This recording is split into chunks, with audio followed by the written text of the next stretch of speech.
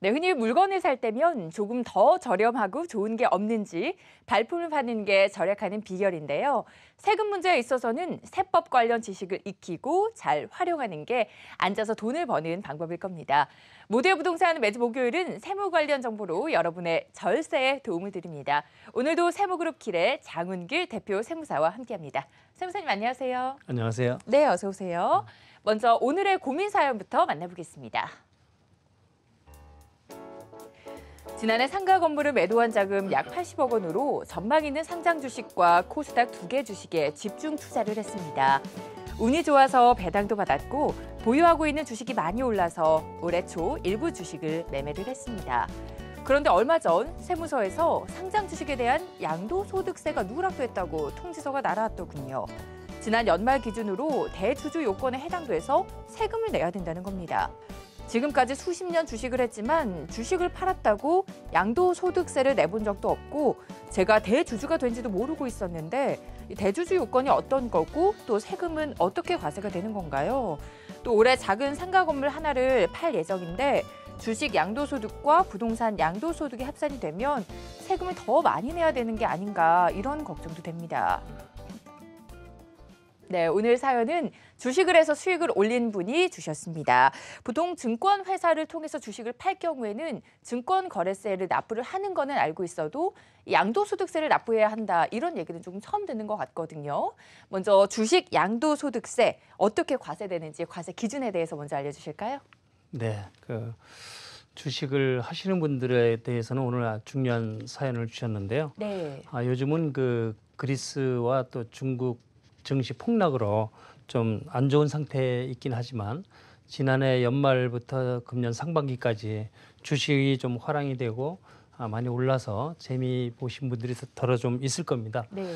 일반적으로 우리가 비상장 주식을 양도하는 경우에는 주식 양도에 대한 이제 양도소득세를 내야 된다는 것은 대부분 많이 알고 계실 겁니다.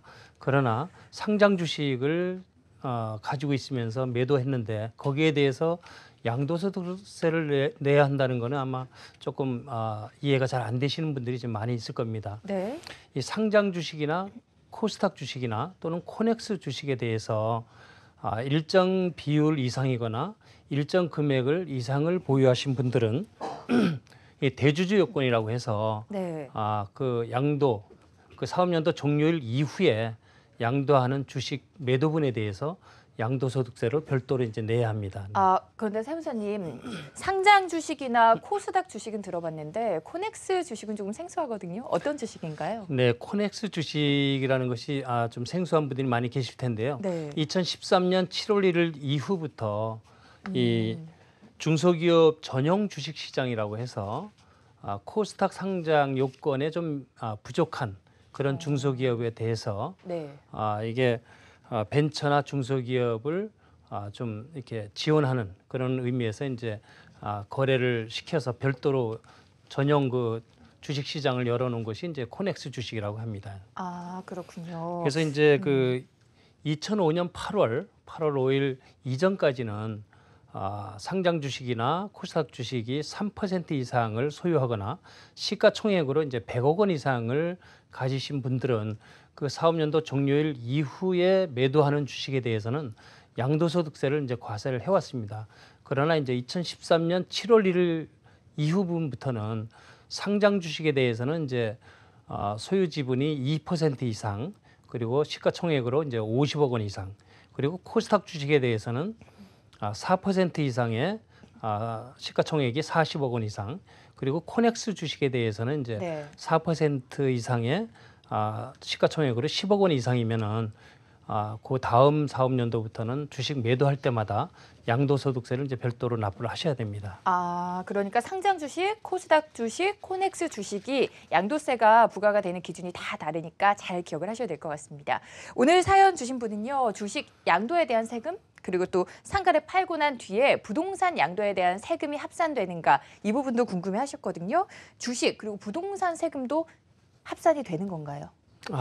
그렇지는 않습니다. 이게 주식 양도와 부동산 양도는 이제 세율을 별도로 적용을 하는데 네. 이 부동산의 경우에는 이제 6%에서 38%까지 세율이 적용이 되고요. 네. 주식의 경우에는 이제 그 대주주 요건, 아까 말씀드린 그 요건에 해당되는 분들에 대해서만 주식 양도소득세를 이제 내야 합니다. 그래서 양도소득세는 똑같지만 부동산 주식의 세율과 주식 양도에 대한 세율이 다릅니다. 그래서 이 주식의 경우에 이제 양도하는 것이 중소기업 상장 주식을 양도하는 경우에는 이게 10% 세율이 적용이 되고요. 네. 중소기업이 아닌 상장 주식을 1년 이상 보유한 경우에는 그 보유 주식을 매도할 때는 이제 20%의 세율이 적용이 됩니다. 그리고 중소기업이 아닌 상장 주식을 1년 미만 보유하고 양도하는 경우에는 이제 30%까지 세율이 적용이 됩니다. 네, 그러면 오늘 시청자 사연의 경우를 살펴보면 올해 부동산을 추가로 양도를 하더라도 주식과 합산이 돼서 누진세율로 더 많은 세금을 내지 않아도 된다, 이런 말씀이신 거죠? 네, 그렇죠. 이게 아까 말씀드린 것처럼 네. 주식 양도는 별도의 10%, 20%, 30%의 세율을 적용을 하고 부동산 양도는 6%에서 38%까지 세율을 적용하기 때문에 부동산을 연중에 2번 양도하게 되면 이제 합산이 돼서 누진이 되지만 오늘 시청자 사연과 같이 주식 양도해서 주식 양도소득세를 납부를 하고 추가로 부동산을 양도해서 신고한다 하더라도 이거는 세율이 서로 합산되지는 않기 때문에 추가적인 부담은 갖지 않으셔도 되겠습니다. 네, 그렇군요. 그렇다면 마지막으로 이번에는 주식에 큰 돈을 이렇게 투자를 해서 대주주가 될 경우 양도세를 절세하는 방법이 있다면 그것도 좀 알려주시죠. 네, 그 아주 중요한 포인트인데요. 매년 12월 말, 사업년도 종료일을 12월 말로 보기 때문에 12월 말 정도, 그러니까 12월 정도 되셔서 만약에 자기가 보유한 주식이 한 종목이라도 100억 원이 넘거나 아까 50억 원이 넘거나 2% 이상의 소유 지분이 해당될 때는 양도소득세가 해당된다는 것을 좀 명심하시고 포트폴리오를 이제 분산을 주식을 좀 종목을 분산해서 연도말 기준으로 그 소유 지분이 그 기준 금액에 넘지 않도록 좀 관리하시면은 이제 양도소득세를 주식 양도에 대한 양도세를 좀 피해갈 수 있는 어떤 절세의 방법이라고 이제 할 수가 있겠습니다. 네, 특히나 주식하는 분들은 오늘 말씀 잘 기억을 하셔야 될 것 같습니다. 다음 주 이 시간에도 세무 지식 전해드리겠습니다. 오늘은 세무그룹 길의 장훈길 대표 세무사와 함께했습니다. 오늘 도움 말씀 고맙습니다. 네, 감사합니다. 네.